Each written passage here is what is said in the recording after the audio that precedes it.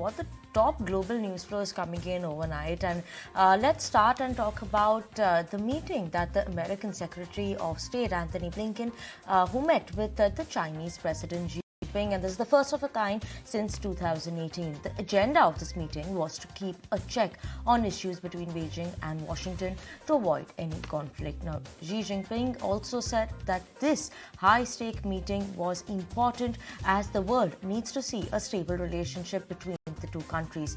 Blinken also met to the Chinese foreign minister and top diplomat as well as a part of his two-day visit to China.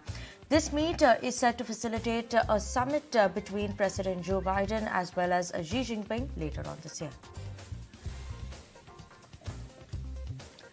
And in the latest we are tracking this morning for you, international multinational tech giant Intel will be pumping in as much as 30 billion euros to develop 2 chip-making plants as parts of its efforts to expand its Europe footprint. Sources suggest that Berlin has agreed with subsidies worth nearly 10 billion euros with the US chipmaker. This is more than the 6.8 billion euros it had initially offered Intel to build 2 leading-edge facilities in the eastern city.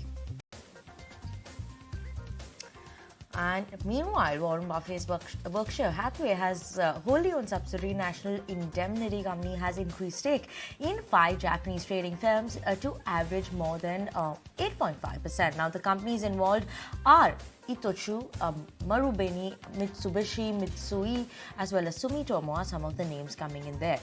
The aggregate value of these interests surpasses that of Berkshire's held stock in any country outside US. Shifting focus then, and the International Monetary Fund is working on a platform for central bank digital currencies, or as we know it, CBDCs, to enable transaction between countries. The said setup will ensure interoperability of settlements between digital currencies issued by national central banks. Such a platform would avoid an underutilization of the so-called CBDCs, the IMF has said.